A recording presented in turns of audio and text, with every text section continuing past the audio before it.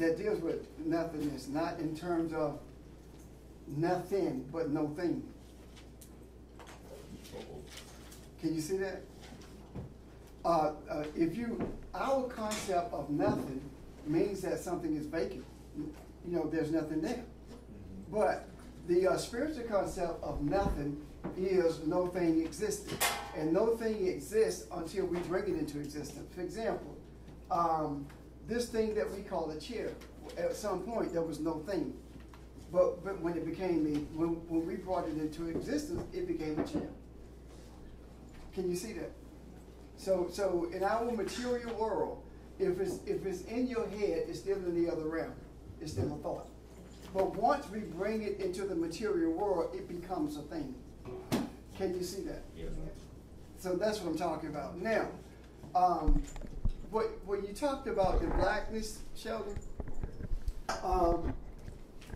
I've been asking actually the Creator to show me what beginning looks like.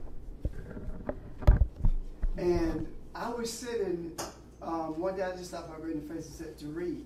And I was reading, and it was almost like I went into a trance. I just went black. And I saw what beginning looked like. And nothing told me this was beginning, but I knew what it was when I was shown. Now, this is what I saw in terms of beginning. I saw huge darkness. I mean, just everything was dark.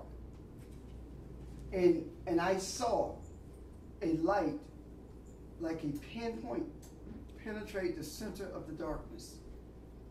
And the rays from that light went in every direction. It was almost like an explosion. And in seeing that, I saw something else. I saw this light, and the light coming through that hole, once it got through, it looked like a fog of light. You know, bright white fog of light. And I saw pushing into it from another direction, but not coming through the pinhole. What I saw pushing through it was darkness. But the darkness was not like the background of darkness. And I saw what was taking place there. I saw the thing that was taking place. Can you see this picture in your head? Because if it's not, I can put it on the board. Well, when I saw this darkness pushing into the light, I immediately realized what was going on. What I saw in the beginning was order. And what I saw pushing in was chaos. Can you put it on the board? Sure, please? sure. I most certainly can. That's all you got to do is ask. And it shall be given.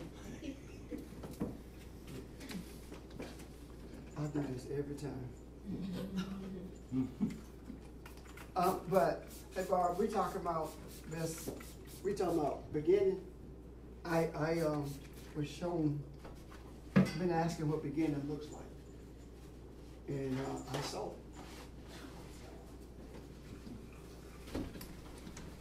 It was pretty. As soon as I get this board cleaned off, I'm going to do my best, Ms. Betty, to illustrate it, okay? Okay. And now, in doing the illustration, if my best is not good enough, you need to ask some questions. All right? Don't sit there and say, okay. Then say, I don't know what you're talking about.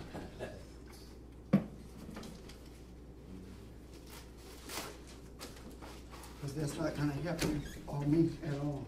Matter of fact, I think we were talking about that yesterday, Shelley. When you don't ask questions, that means you're a yes person. And I don't like that. Because that limits your growth and mine if you don't ask me questions. Does that make sense? I've never seen a day when you didn't feel like asking a question. When that day comes, you let me know. When that day comes, you let me know. Okay, I need a marker. Yeah, please, right behind the board. Right behind you. Okay. Now, this is what I'm talking about. What I saw this huge blackness. Now, this is what you have to see in your head. Huge what? Blackness, darkness. All this was black. I mean, pitch black. And I saw a light pierce it. And when the light pierced it, it was like a pinpoint. It came through and went in every direction. But it turned into, it was like a fog when the light came through. And you could actually see, I could still see through the fog. And then I saw pushing in, and I don't know why, pushing in, actually from my right it was pushing, but I saw pushing in, let me do it the way I saw pushing in darkness. But it was not darkness like this. It was dark, it was chaos. It was a fog, but it was a different kind of light. And when I saw that, I saw chaos come into order. The light was order. And what I understood was what I saw as blackness was the void, was the space that the Creator contracted and made that space for creation. Can you see that? Yeah. Now, the contraction of the Creator was not outside of the Creator. It was inside. Because if we can see that the Creator is in everything and everybody, right? Mm-hmm. Hello? Yes. Then there is no place where the Creator is not. Okay? He's ubiquitous, okay? Or omnipresent, however you want to deal with, whichever word you like, okay? Now, that space was created in Him. Now, how did He create a space in Himself, or it create a space in itself? How did that happen? When you met Larry, right? You created a space in your heart for him. Okay. You see the concept? Mm-hmm. Mm-hmm. Now, the space where Larry is in your heart is not the space where your daughter is in your heart. She's in another space. Can you see that? Yes. Now, both of them you do love, but the affection is different. The expression of that love is different. It even feels different. But both of them are in you, and that space is in you. Can you see that? Yeah. Does that make sense? Yeah. Okay. So this was in the Creator. So when you talk about being of this world, being in this world but not of this world. Being in this world means that we are in this world that we created, but we're not of this world. Right. Can you see that? Because we were not created by this world. This is the world that we created. Can you see that? Yeah. Now, having said that, it was within the Creator. Now, what I actually saw, the chaos that I saw pushing in on the light, that chaos was, guess what it was? Free will.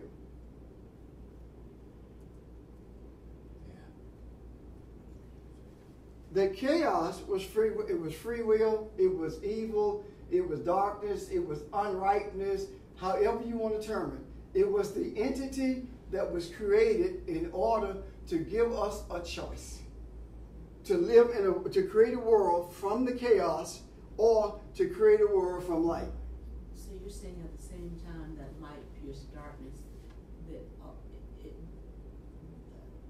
chaos was created. Yes. At the same time. Yes. That's what I'm saying. I'm saying that it was created at the same time. And we, being entities, have a choice to create a world of enlightenment or darkness, of rightness or unrightness. And when we think about it this way, murder is not unrightness. Murder is the results of unrightness. You see that? Murder is not evil.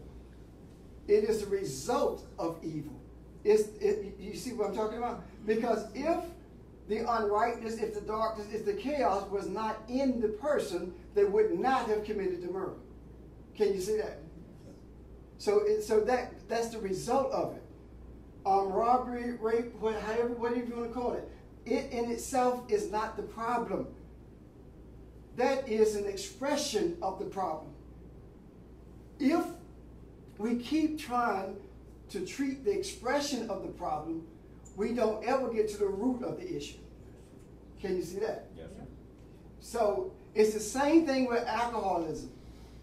You cannot treat alcoholism by keeping somebody from drinking, hiding the bottle. You cannot do that. It is not going to happen. You deal with alcoholism by sitting down, talking with the person, and finding the root of it. Because no one woke up one morning and decided they were going to be alcoholic. Something triggered it. So you have to find the trigger. And the thing that we call the trigger is actually the root of it all. And if you can go back to the root of it all, it is not rooted in enlightenment. It is rooted in chaos. Something happened to make this person feel like I can't handle this, and they were drinking their problems or whatever. But there was a root to it. Something happened. It could be something as benign as trying to impress a friend and going overboard with it. Something happened. Now, the key to it is this. The reason it is so difficult for us to be one, to know or to believe that we are one with the Creator is because we have been looking at the results and not the root. When you get to the root of the issue, it will lead you back to the Creator. Now, this is what I'm saying. If you do not deal with the root cause, you will travel. Your journey will always be a journey in the world of chaos. Because one, you see things like, well, yeah, he was an alcoholic or she was an alcoholic, and the first thing you go was the job. Now the car goes. You know, the family begins to withdraw from you. You see what I'm talking about? One thing after the other. Each one of those things that's happening, it's an opportunity for you to look in the mirror and say, I need to deal with this. Can you see that? So what you are doing, you are bringing the chaos to yourself. And chaos that you're bringing to yourself gives you free will. It gives you an opportunity to make a choice to continue in the road down this journey of chaos or enter the place of enlightenment. Sounds so simple, doesn't it? But every single thing that takes place in our life has a root cause. And it is rooted in enlightenment or it is rooted in what we call chaos, darkness, or unrightness. Can you see that? Now, this is the thing. When the chaos moved into the area of the light, it became intermingled. All of it was light, but part of it was chaotic. Okay, a strobe light. If you turn a strobe light on fast enough, it can have a psychological effect on you if you look into it. Hello? Yes. But it's light, isn't it? Yes. I have a flashlight on my phone. I can turn that flashlight on and find objects in the dark. But that same flashlight, if I slide it, becomes a strobe light. And I can speed it up to the point where it will have psychological effects on you. But it's the same light. Can you see that? So the chaos is not darkness as we see darkness, but it is a lack of understanding. It is an unawareness of what truth looks like. So what happened is when it intermingled, something was said by Elohim, and the light divided. You remember that? remember this. The light, the scripture says, and he said, let there be light, and there was light. That's what it's translated as. But it actually says, light is and forever shall be. Or was, is, and forever shall be. That's what the actual little translation. But let's just deal with the way it's translated, okay? Let there be light, he said, and there was light, right? Mm-hmm. He said that before the sun was created, and the moon, and the stars. Mm-hmm. So he could not be making reference to the heavenly bodies of light, or the universe where light comes from the sun, right?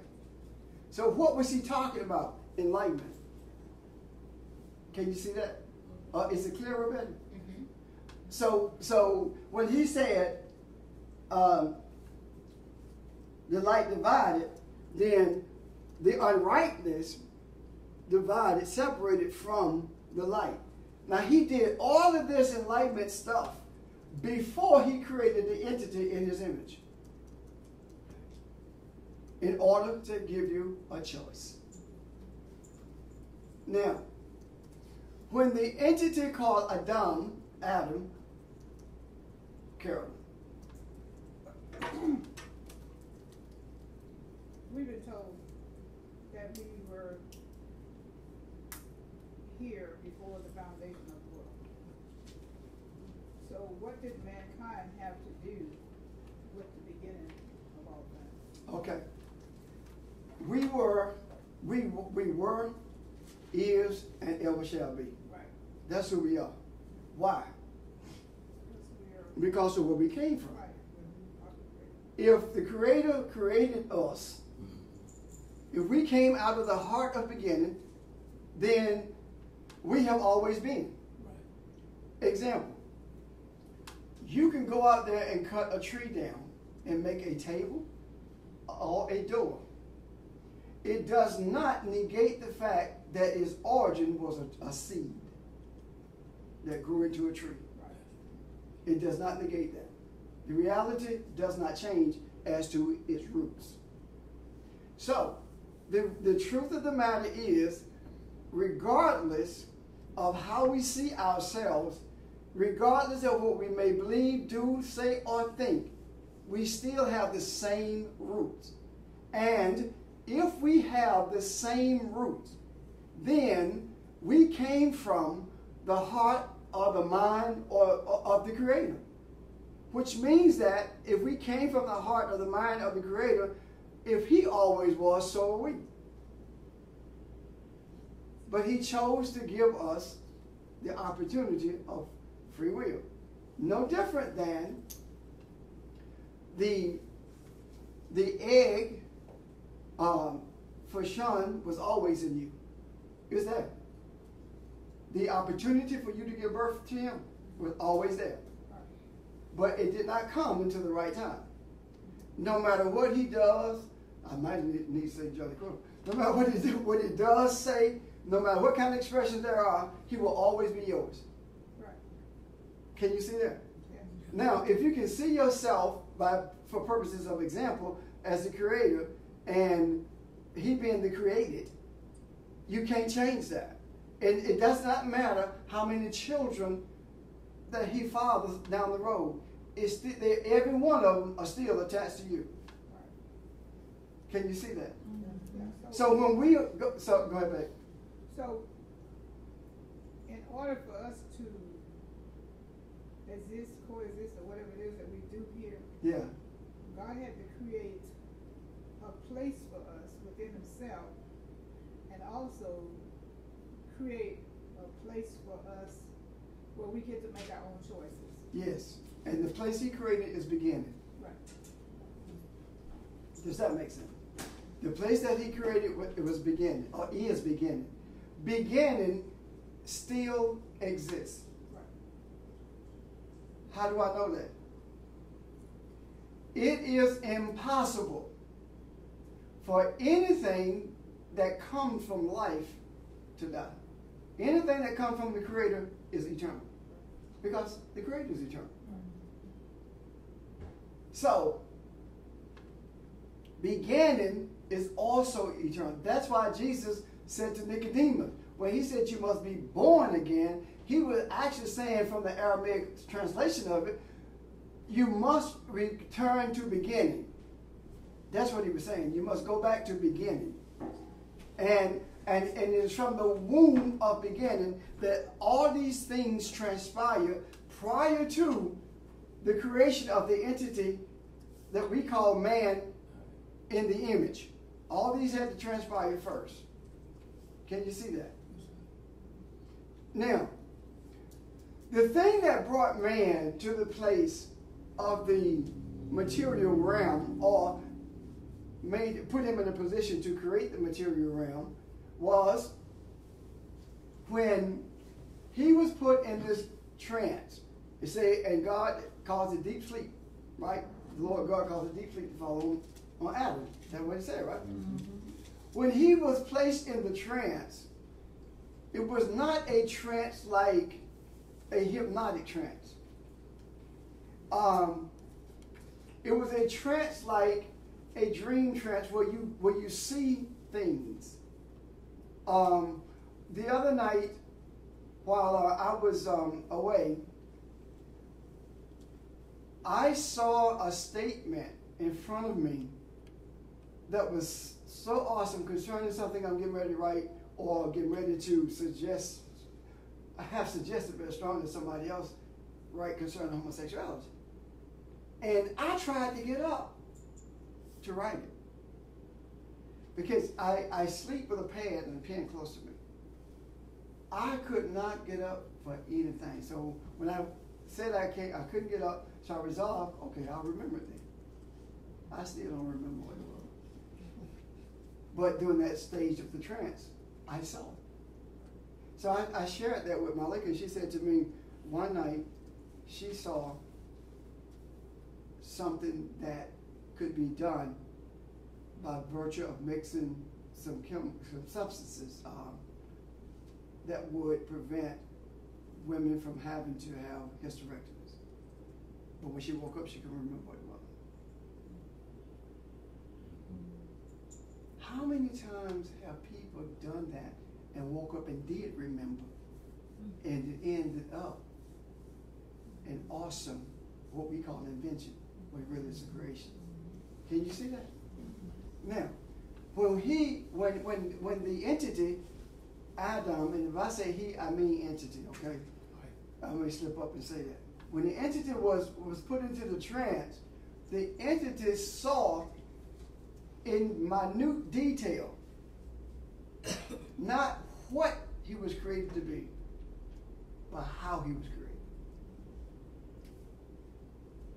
The reason he did not see what he was created to be is because the entity did not see what it was created to be, because it had to determine what it was created to be.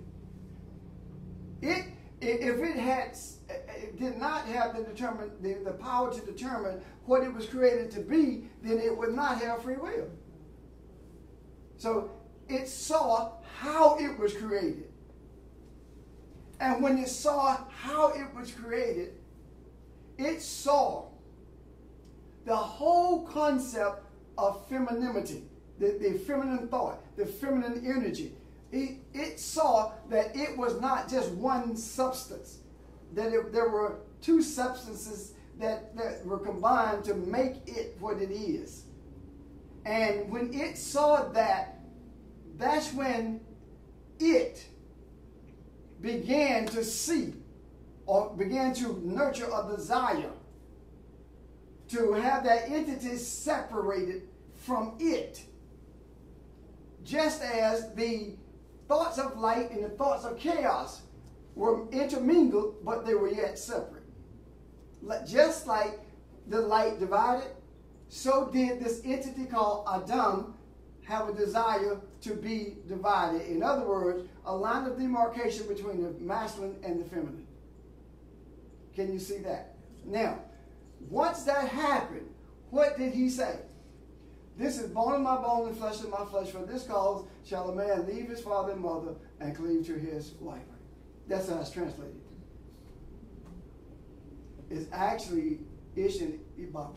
Well, when you say bone of my bone, bone of my bone, flesh of my flesh, that was before, that was when it was still not Right. material or Not- physical. Right. So I don't understand, it's as if he's calling things into being which had not happened yet. What he's doing, he's seeing structure. This is the same structure, the same foundation that I am. But he's calling it. He's calling it into being, yes. What he's doing, just like he named the animals, Yeah. that's what he's naming now. And if you think about it, everything that he called into being, when he became material, so did it. Everything became physical. But I'm getting ahead of myself. Now, so, what happened is, I have a question. yes ma'am. What happened is Barbara has a question. Okay. Was not the entity called Adam doing what the Creator did? Because the Creator That's what I'm heading. was oneness to start with, Yes. and had to have in its mind the separate or distinct other, and that's what he's just mimicking or doing what That's right. beginning did. And if you look at it from the perspective that Barbara is speaking, what you see is this. This is the space that the Creator contracted for light. You remember, for the creation, right? Mm-hmm. What the entity called Adam did, he also created within himself space when he saw this female. But Not the female, the feminine energy. The feminine energy. What he did, he attempted to mimic the Creator. But in doing so, he became duality. He did not bring both energies into play. Can you see that? Come on. He kept them separate. He kept them separate. He separated himself from that. Because keep in mind, when he said, "For this cause shall a man leave his father and his mother and cling to Esau," the wife or the feminine energy, because that's what that word should be translated anyway, feminine energy.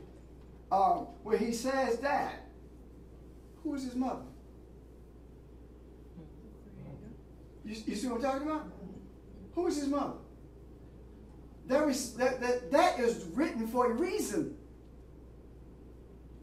And we miss it. The reason he said father and mother is because he saw something while in that trance. He's still seeing. He's seeing how he was created. He sees the womb in beginning. He sees the feminine energy in the Creator. That's why he can call it father, mother. Seed, womb. Father is seed, mother is womb. That's what he's seeing. Are you following me? That's what he's seeing. And that's what we still see. We are still in that trance. And we are still created.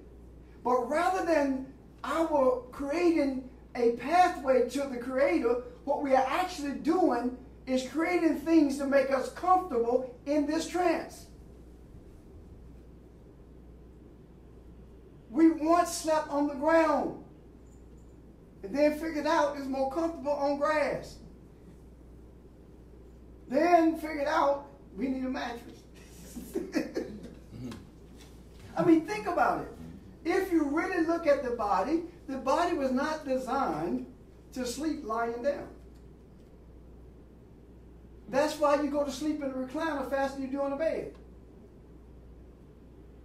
Because your body is more comfortable in that kind of position. That position in that recliner that you go to sleep in mimics the fetal position. Does that make sense? All of these things are there for a reason. So, when Jesus says you must return to the beginning, or you must go back to the beginning, Nicodemus is just like we are. He doesn't understand. He says, how can I go in my mother, return to my mother's womb? That's what he said. Yeah. Then Jesus says, that which is born of the Spirit is spirit, right? And that which is born of the flesh is flesh. He says, that which is born of the Spirit is just like the wind. No one knows where it comes from or where it goes. What he's saying is, as long as you deal with this material nature, you're going to always be able to know your comings and your goings. But when you return to the beginning and see that you are spirit, then you will realize there is no beginning and no end to you. Where is the beginning and the end of the wind? Where does it start and where does it end? Why is it that if the earth is rotating, the wind does not blow strong constantly? If you are on the ride at an amusement park and it travels in a circle, you can feel the wind in your face. So if the earth is rotating, how come you can't feel the wind all the time? You see? So we have to take a step back from all of these things that we have brought into being out of this place called no thing, which is also beginning. Right now, if you can see, I remember, and I have the schematics.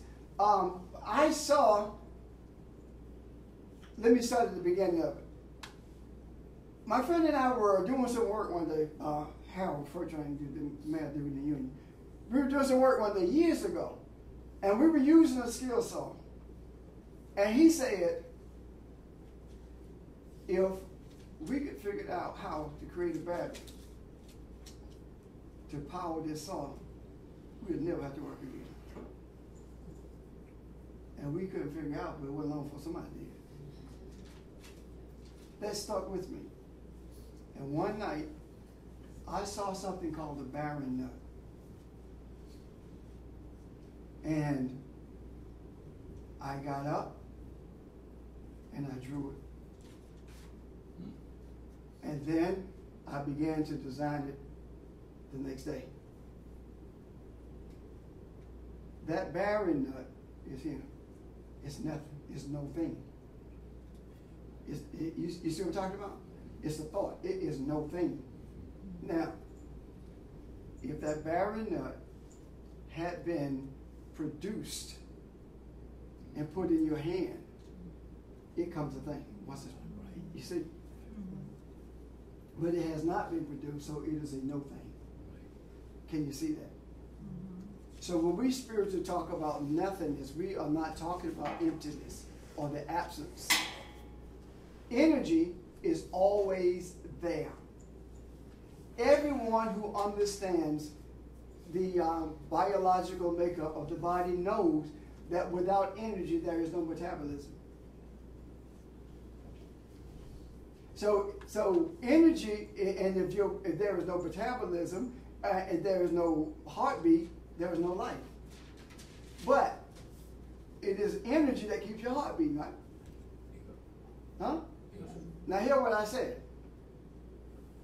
It is energy that keeps your heart beating. Right? So if it's your heart, who is the your that it belongs to? If I say energy keeps my heart beating, right? Who is the mine to whom the heart belongs? Energy, me. The real who I am. The real I am. Not real I am, the real I am. That's who it belongs to.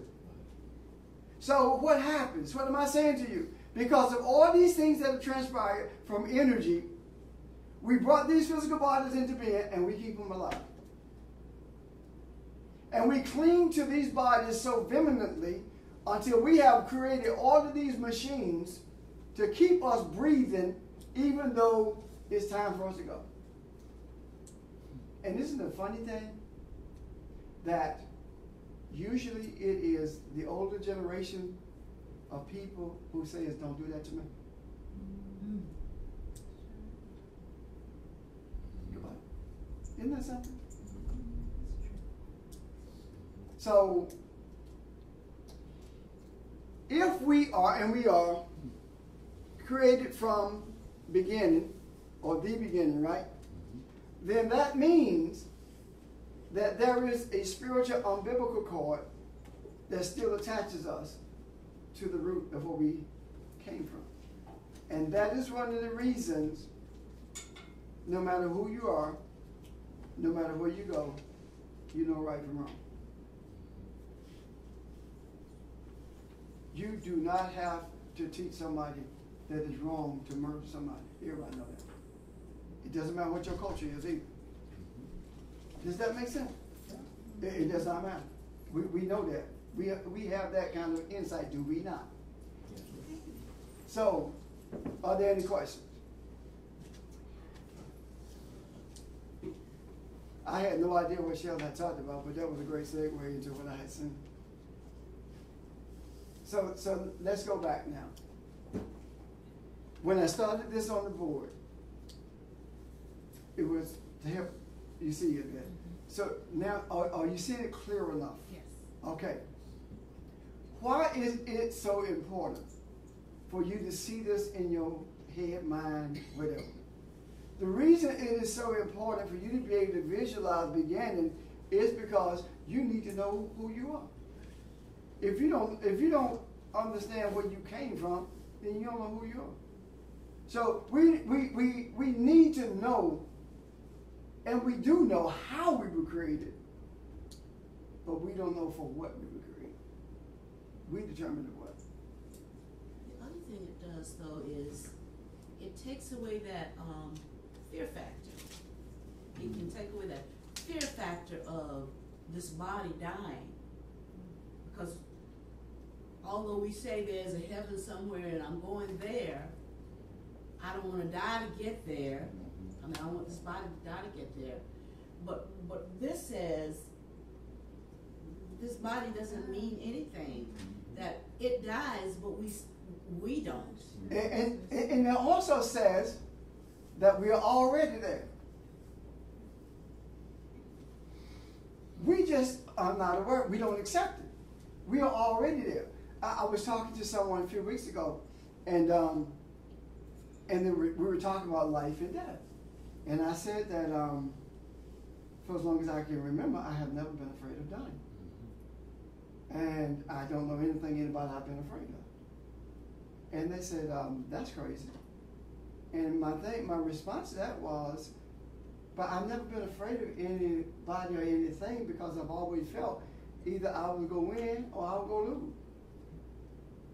Ain't no in between.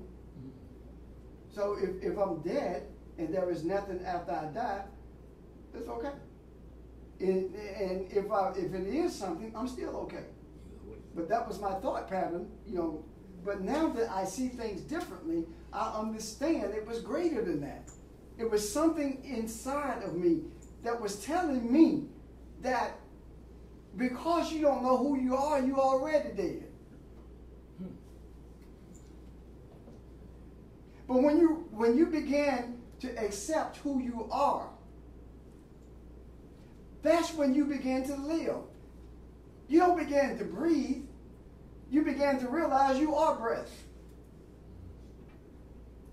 You are spirit. The same word for the spirit is breath.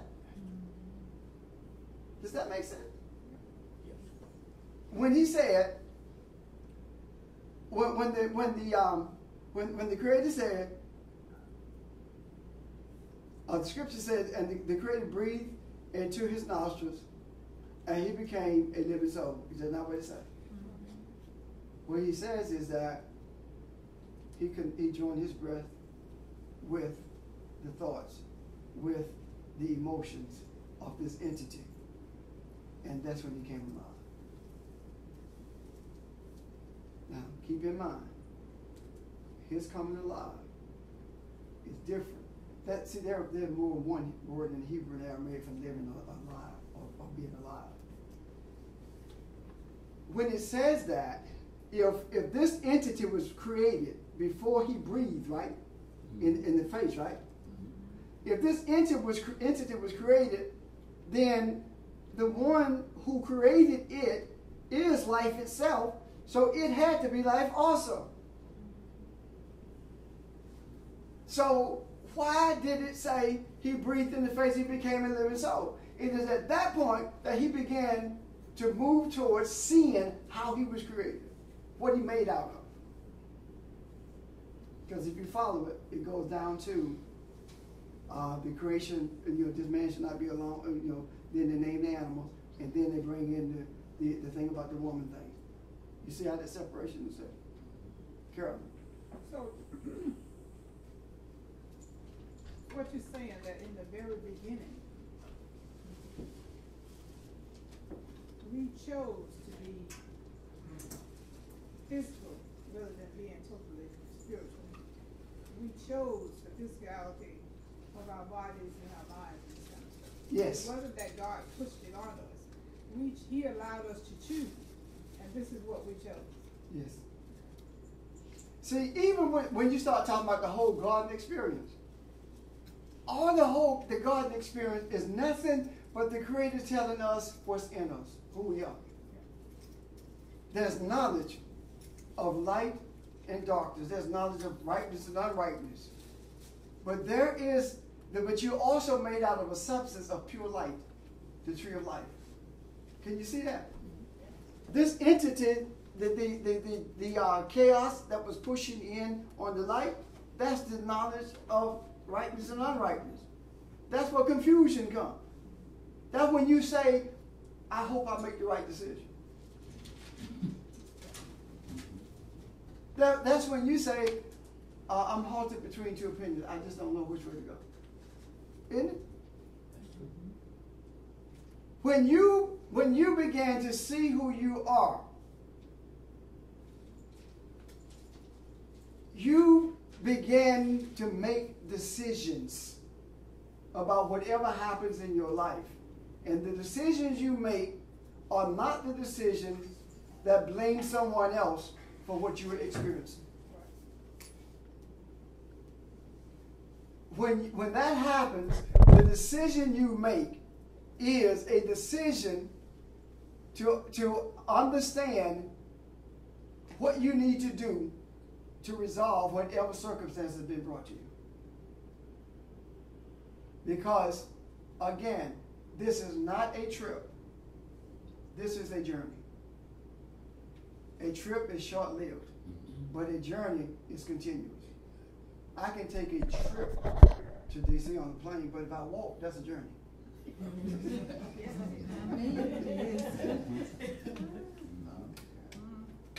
Does that make sense? Carol? Before Adam was put into this trance, did he know that the choice of good and evil was there? Okay, hold on one second, okay? We are talking about beginning and how we are connected to beginning and where it came from, because I had a vision of beginning a few days ago. Okay, and I described that in these questions beginning. So, okay, now, before the trance, he did not see clearly what he was made of. It's almost like, focus on me. Look, I want you to see me. If you can see me as what he was made out of, it was him focusing on what he was made from. Right. Now, close your eyes a minute, Carol. What do I have on? You read on anything? A What? brown shirt? Go ahead. I don't know. I can see it. You see what I'm talking about? It gave him an opportunity to focus. He was made out of the same stuff. So he was given the opportunity to choose the chaos or to choose the enlightenment. So that was. So when he separated, he tried to do the same thing. He became a creator himself. Okay, so but he didn't know. Did he know that he could do this before the trance? That's what I'm saying. Did he know that he could choose between one or the other before the trance? Or was before the trance he was automatically just purely spiritual because he was still connected to the Father? Okay. Okay, yeah, he was purely spiritual and still is. Yeah. Well, you know. Cause yeah, it still is, and I'm saying, for some newcomer people that maybe listen for the first time, he was He recognized that, but it's just like the person who does not understand their body. And the woman who says, I have all feminine hormones, genes, all that other stuff, and there's nothing masculine about me at all. Well, it is.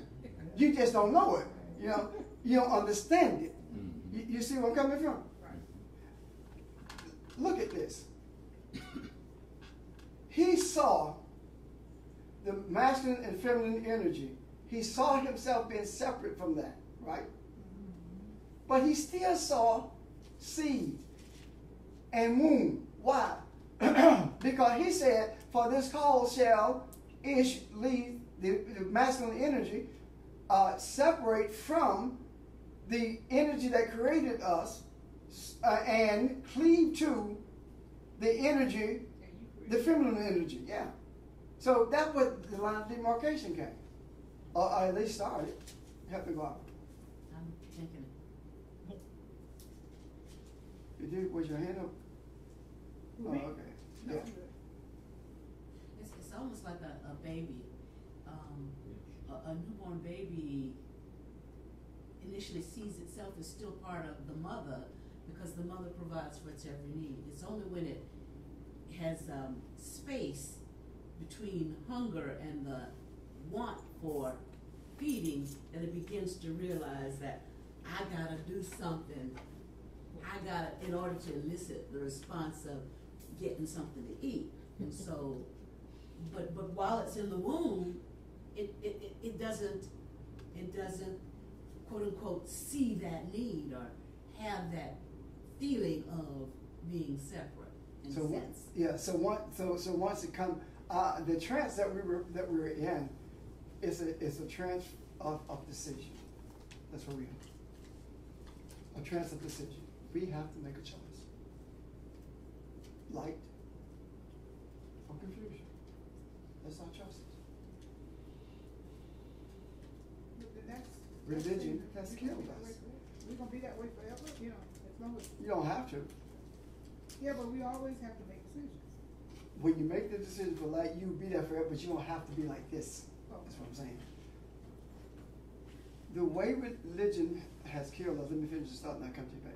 The way religion has killed us, one of the ways anyway, is that religion has labeled sin as those things that result from unrightness.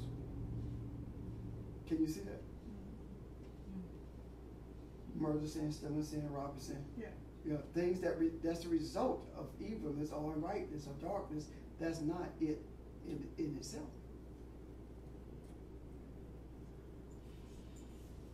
I was thinking about it from the other perspective that we've discussed before in terms of the fall and it being like a necessary experience, and just looking at it from the perspective of this is an aspect of God who is having a different sort of experience, like a human experience.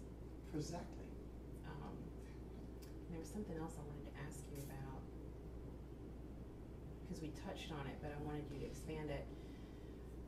The idea that we chose chaos so that we'd have an opportunity to create and to be like the one that we separated from. What's your question? Expand that? Yeah, because on one hand it seems like that's kind of what was supposed to happen in order for us to have the experience, but at the same time it's negative, or we view it as negative. We view it as negative, but it didn't have to happen, but it did have to happen. Yeah, because how else would we have the... If it had not taken place, that it didn't have to happen, but if we had not done that, then our free will would have taken us back to the Father. You see what I'm saying? If we had, it's like I got a choice. I'm standing in Columbia. I have a choice to go to Sumter if I want to, right? But if I go to Sumter, that's going to be the confusion.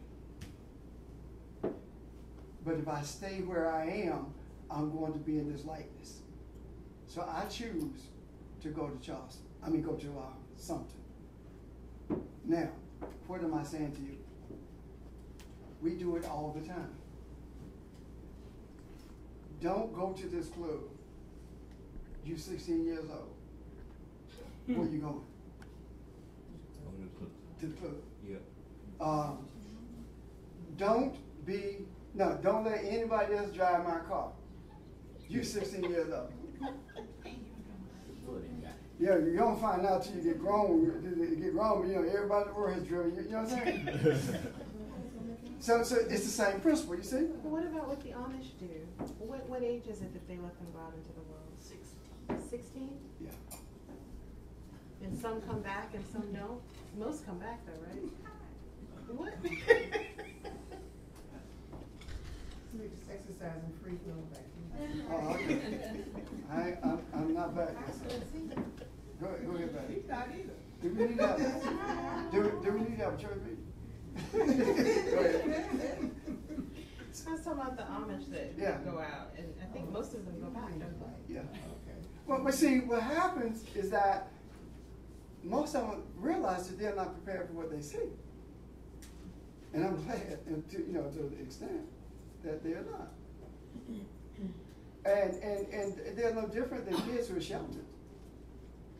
Most kids, not all, but most kids who are sheltered and kept away from everything end up doing everything when they leave home. Aren't we doing the same thing? Yes, that's exactly what I'm talking about. We're doing all of it. All we doing is mimicking what we doing spiritually. It had as above, so is below. Now let's go back to where I was headed when I was talking about the 16-year-old driving the car in the club, right? Mm-hmm. Why do they do that? And as soon as they get 36 and got 46 or whatever, and got the 16-year-old, they say the same thing. Yeah, don't do that. Why is that? Because they're at 16, they're immature. They don't have the perceived dangers or threats that we perceive. Right. That's the same thing with the spiritual walk.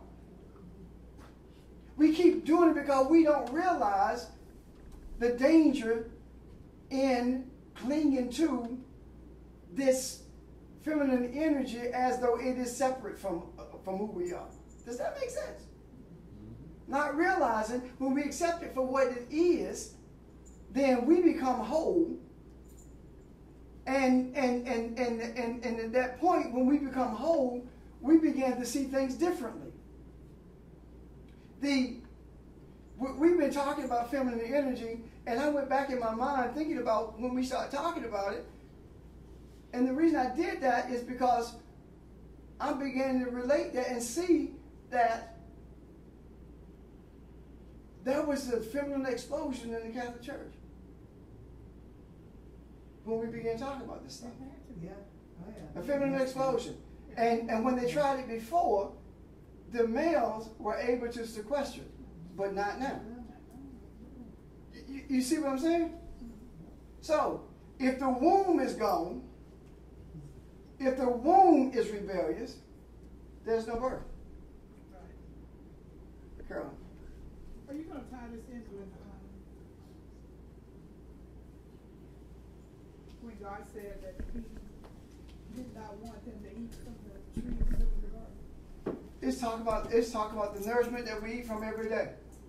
No, I mean, are you going to tie Yeah, it's the same thing. Okay. See, the garden is not external. They can run around in Turkey all they want looking for a garden. I know it's not. It's not. They're not going to find it. It's in This day thou shalt be with me in paradise. That's the same word that's used in reference to the Garden of Eden. Now, if the garden was physical, why he got to die to get there? Who's that? Well, Jesus told the dude on the cross, this Oh, day. okay, yeah. Why we have to die to get there? It doesn't make sense. So we are mimicking everything that transpired we're doing over and over again. And guess what? We have done it so much until we think that we are the most intellectual people to ever live on earth. And we dumb as hell. We don't know anything, comparatively speaking, to what the people of antiquity knew. Anything. Build a pyramid without hydraulics. Build one with hydraulics. Some of the stones that are in the pyramids, there are no hydraulics to lift it this day. Can you see that? So we have actually, we are actually, I should say maybe, we are actually at this place where we have become our own creator in our minds. Because we're smart. Because we can put an egg and a seed in a petri dish. We're smart. We can clone a sheep. You know, we're smart. Think about it. We can take care of, we're self-sufficient. We can take care of ourselves. We don't need anything anybody else. And if you look at it from the time of beginning, you can see how we became separate. The separation first came in terms of the transfer to male-female energy. Then it came when it became physical, right? Then it became with the racial distinctions and cultural distinctions. Then it came within racial distinction with the brown bags and stuff like that. Then it came with communities, gated community versus the projects or something in between it. You see how we continuously subdivide? And when we began to realize that these things are not who we are, they're things that we created, it is at that point that we begin to see who we really are. And in doing so, we began to see how all of these things emanated from the Adam. You remember when we talked about racism and where it came from? The whole concept, well, maybe I need to do that again for people maybe. When we look at it, racism and what I'm about to do has absolutely nothing to do with what we call racism. If we think about what we call darkness, right, it's chaos, right? So if you look at it from that perspective, then there is the dark man, right? Out of the dark man comes the Chinese, let me put it this way, the Asian, I should say. The Asian, the Caucasian, the Native American, all these folk come out of there, right? These are representative of thoughts. These are cultural differences. And in actuality, it ends with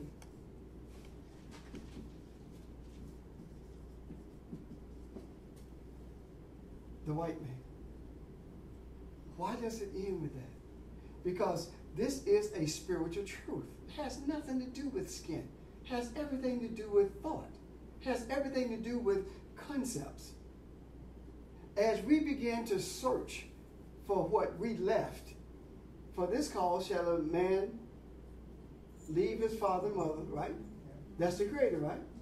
So what are we looking for? We became our own creator. So now there's a deep hunger in us. Why? Because in spite of the light and the tree of knowledge of good and evil, but that tree of knowledge of life is in us. The tree of life is there too. So it's this tree of life that produces this desire to connect to what we left. So since we created what we left. That's our God. In our own minds. Not in the sense, the racism came out of it, but what we did, we allowed these thoughts, this religion to determine our spiritual journey.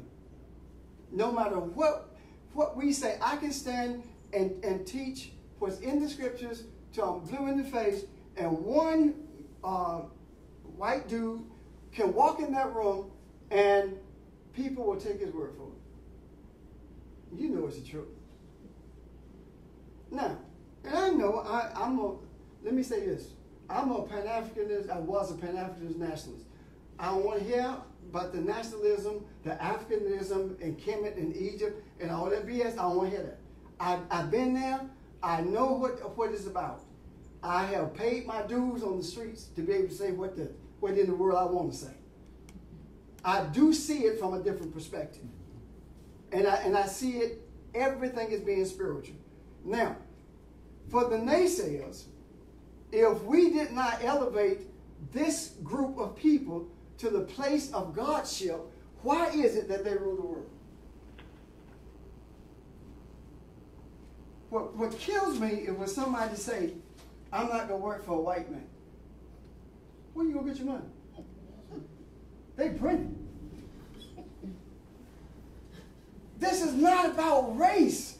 This is about spirituality. And when we come to grips with the understanding that we are one, and all of this stuff is about concepts, and we began to see that, and instead of trying to solve a problem by hating somebody, or trying to solve a problem by saying that there's nobody in the world better than us, instead of trying to solve a problem by talking about human superiority, that's when things change. Because there is no such thing as human superiority.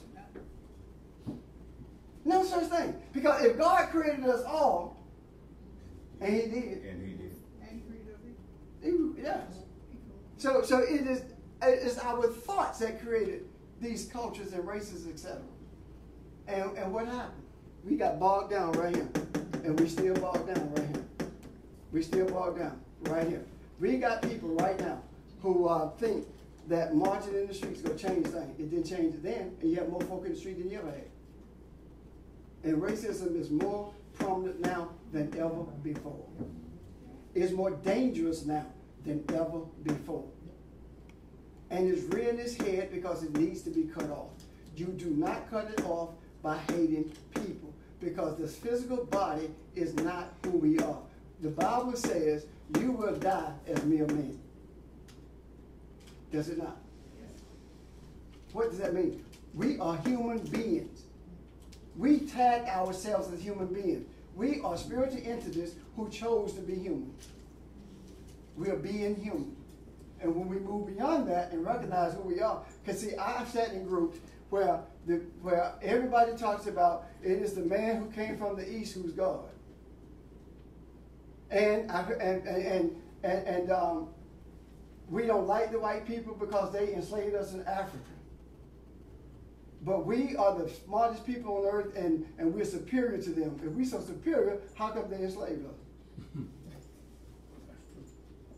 If we got all this power and know-how, why did it happen? It happened because it was supposed to happen. In order for us to get to a place where we realize we are one person. We're one. We're from the same blood, the same lifeline, the same thing. When we begin to see that, not only do we see the difference in terms of not being separated for races, but we began to reverse this thing. And I use reverse very loosely. And what I'm saying is that when we come to the understanding that this is not God. This is not God. White man, this is not God. Even though he dominates theology, he's not God. And when we begin to realize that and act like that, then we begin to see light, and it leads us back to beginning. Can you see that? Yes, sir. Now, how do we get to the place where we begin to realize that this is not God?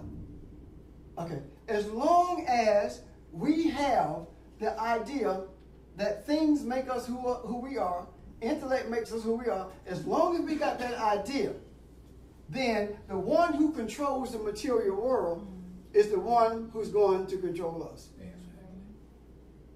Okay, where does the realm of thought and the will of God, that's what you're saying, these things happen according to God's will. And then where does the realm of our own thought and our own, like you said, our decision making, where do they intersect, or I guess where do they differentiate? Because you're saying we make these choices to create these entities, these separations, these kind of self-God concepts, Right. like, you know, I'm gonna separate and elevate. So where does that happen, and how do we, and I guess that's getting back into this, and it's going back, To begin. yeah. Can you explain that Yes. further? The idea of the creator, and I use the word creator because I don't want to get it mixed up with Elohim, because it says Yahweh Elohim. So when we talk about the creator, we are the will of the creator. It is always his desire that man be delivered from himself, that man be saved. That's what it said, delivered from himself. And that desire is always in us, but we ignore it. It's always there. We know that something is not quite right. Have you ever had that feeling? How many times have you sat in Sunday school and said, this is not quite right? How many times have you read the scriptures and said, this doesn't make sense to me? It got to be more than this. That is the creator in you, that's a part of you rather, that's causing you to question everything. If you don't question everything, you don't find light. So it's not a separation, it is a lack of awareness. And the further we got away from what we call the spiritual man, the further we got away from that, the more entrenched we became in the material world. And thinking that we are okay. But now things are beginning to change. And they are not changing by virtue of us voting for somebody. Because we only vote for who people put in front of us. That's it. But by virtue of a desire for enlightenment, the desire for enlightenment strong enough brings light into the earth, and it influences everything in the earth. No different than without the sun, which mimics enlightenment. Without the sun, there's no life. But too much sun will kill you. So there's not an intersection of it as much as it is entwined in us. And you remember when it's talking about they found the God gene? The God gene. Yeah. The God gene. I don't understand enough about it to explain it, do you? Go ahead. So it's a concept that there's a particular segment of DNA that's universal to mankind, but then also kind of drives and influences the other parts of DNA, but it hasn't really been verified. Okay. The God gene. Yeah. Now, the other thing is that where do you find the strongest belief, or where do you find the most writings or drawings, however you want to put it, that alludes to the third eye or the pineal gland? Where do you find it? You find it back here, right? You find it here. But the further you get this way, the less it is believed. You see what I'm talking about? So when your thoughts began to change, it is not about skin, it's about enlightenment. So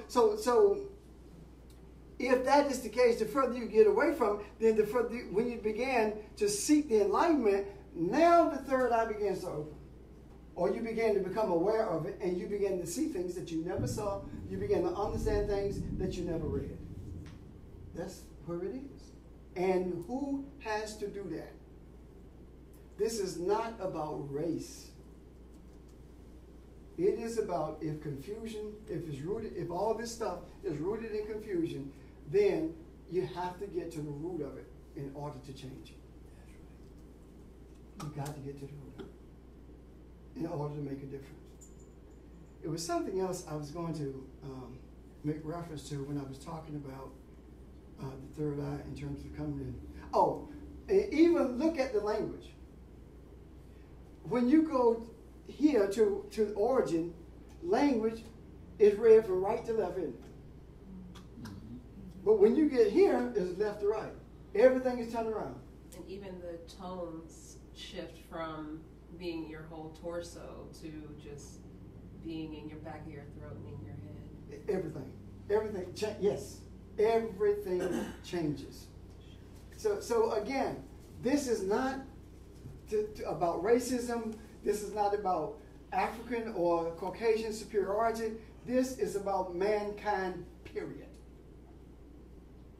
The only thing that racism does, it continues the process of separation. That's all it does. It does not move us forward in any way whatsoever. And racism goes both ways. Racism does not know skin color. Racism does not exist because of skin color. Racism exists because of thoughts, because of concepts, confusion. That's why it exists. Any questions? Are we clear with this? Does it make sense? Yes.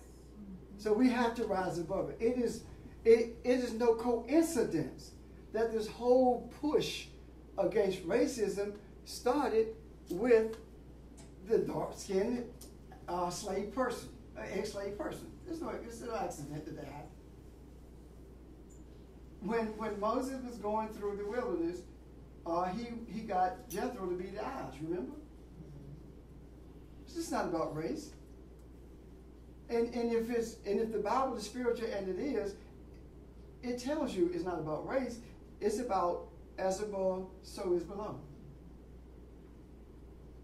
Anybody want to add anything? Wants to try? Multiply. Just don't divide. Speaking of division, Yes. you very nicely put everything together conceptually from beginning, and then the things that separate us.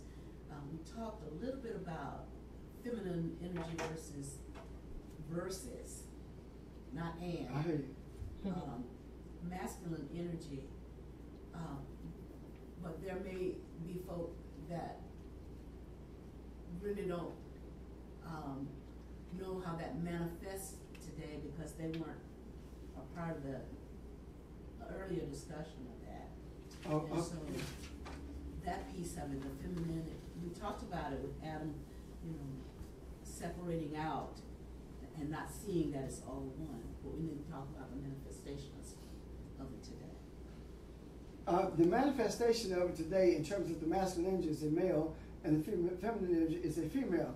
And if you really, really look at it, and look at what we saw when we looked at the helpmeet being made. Helpmeet means to surround. Rather than surround himself with the feminine energy, he surrounded himself with himself. And that created a greater division in his mind. And he began to suppress the feminine energy. He began to press it down. And the feminine energy, the feminine aspects were the suppression of them is represented by the role that women play in society today.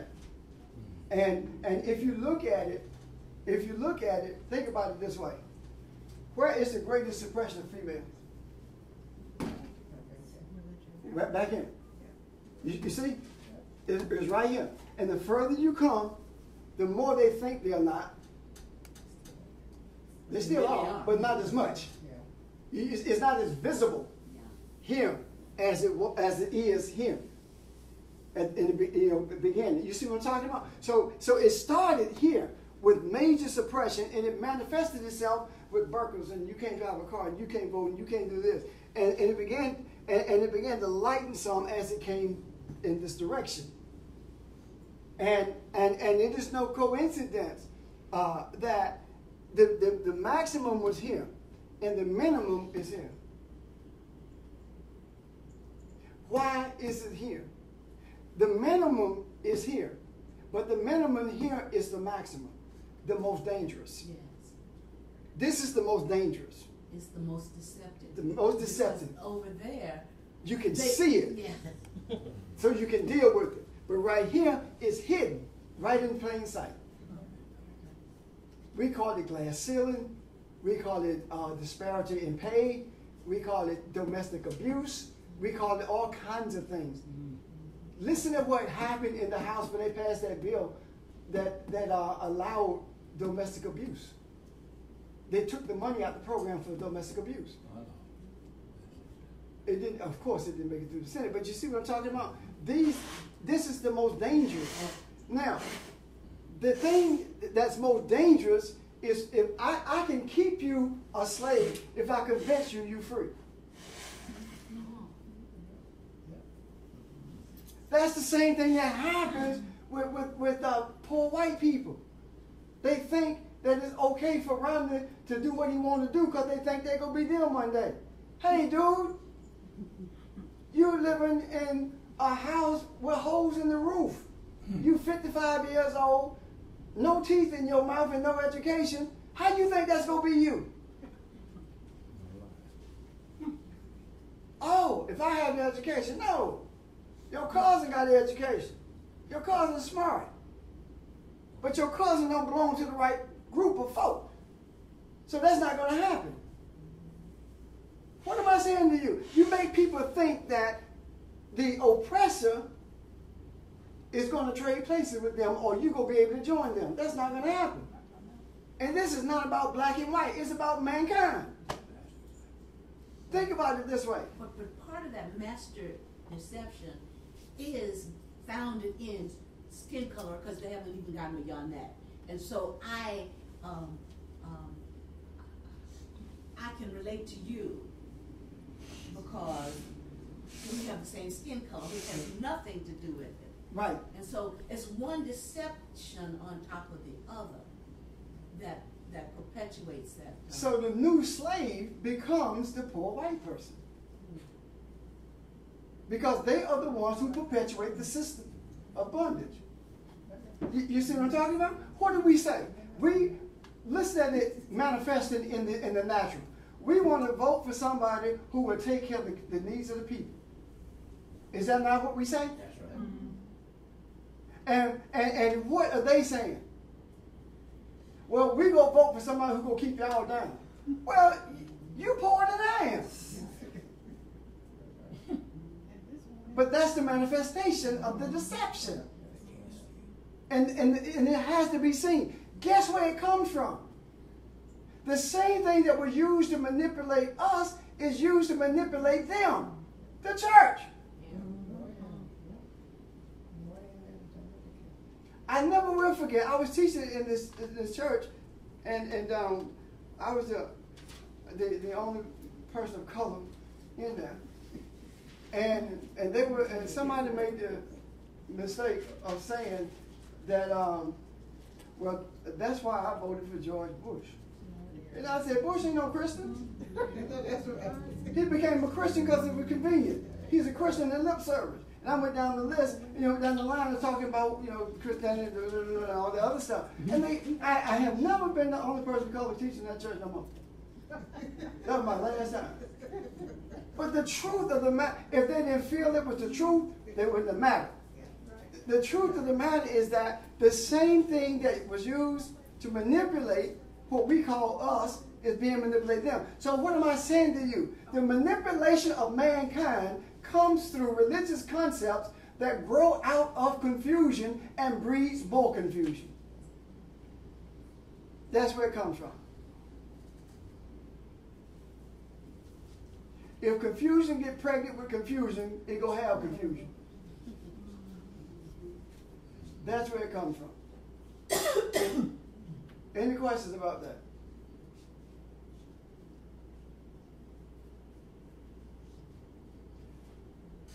Okay. Let me see, where are we?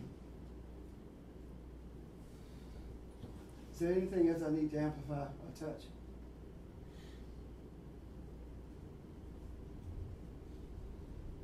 I was thinking about when you were talking about the differences between the femininity being stifled, that is also worse in the white man because you make the feminine not even want to be feminine anymore and strive to be masculine. Yeah. Because they see the advantages of the masculine. Yeah. In the natural. And you put such a negative label on the feminine. I mean, look at it. Look at the negative labels that are so subtle. oh my God, your period on? You see? Or, come on, why, you ain't ready yet? Yeah, this subtle things. Act like a lady, think like a man. Yeah. Say that loud. Act like a lady, think like a man. That made me proud.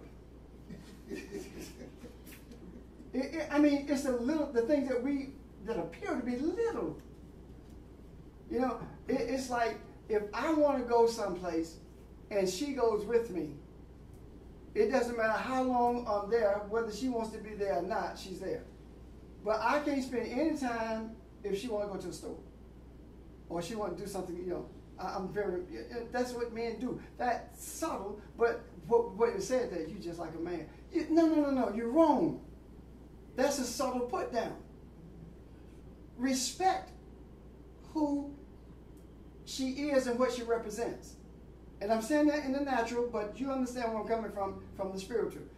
When you begin to respect that in the natural, the spiritual begins to take over. Respect that. And when you begin to respect that, then you begin to see, and I'm going to step out on a limb.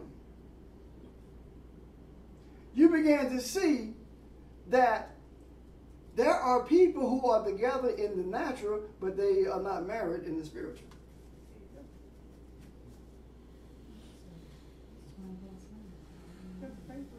Think about it. The paper don't make a marriage, and that's what people Right. think. There and in order to keep that separate, as Mr. Nicholas said, we put too much emphasis on marriage. Marriage has become ownership. I mean, but that's what it's come. It's ownership. Yes, he's right. But then, keep in mind, that where it came from, women were property. Marriage is based on what you gonna give me for her, right? Yeah.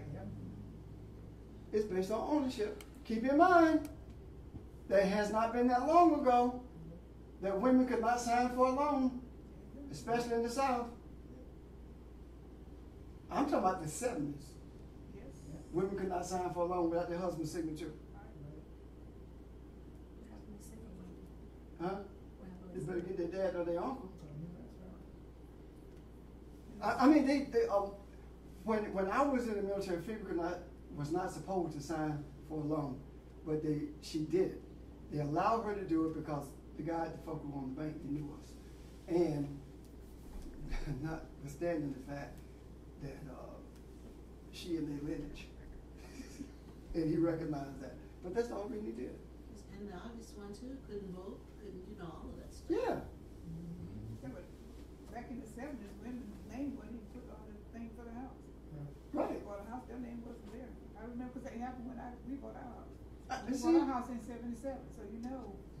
I mean, you see what we're talking about? These things seem to be subtle, but this is a suppression of the energy. And guess what? We've been talking about this, and look at center stage politics. Feminine energy. Reproductive system.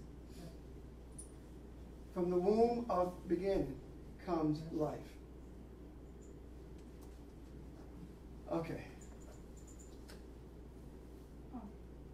Go ahead. That person that talked to me about you, they were right. I want to go back to, and it's been a while since you said this, when you said that Jesus said to the guy on the cross that this day thou shalt be with me in paradise. Mm-hmm. He never said he had to die to do that. No. So. Why did I say it? No, I know why you said it. Right. But my thing is that we've connected, every time I've ever heard that though, your mind automatically goes back to the fact that he's dying. He's gonna die. So and that's wrong. That's not the right place to put it, to put that particular scripture or that verse, or that paradise thing. You just don't connect it with death, because I don't think he meant that he had to die in order to see him. He did. Yeah. He did. But we have, It's a transcendence. yeah, we've connected death with so much stuff, you know, it's like, And in essence, if you really look at it, we have created our own understanding of what death is. yeah. Nothing really dies. It really doesn't. It may be a different form of energy, but it's not dead. But yeah, So nothing really dies. Question? Tell me what dies. Nothing. Confusion doesn't die. It's just reordered. It's just like the letters in Leo. If you read it forward, it's live. If you read it backward, it's evil. The same letters that spell live spells evil. yeah. Look, you got something.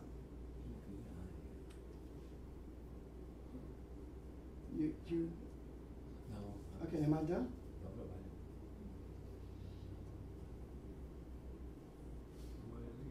Okay. Unless there's a question from the telephone, or you have anything in your comment box? Nothing there. No questions at either place, none here. So hey, it's a wrap.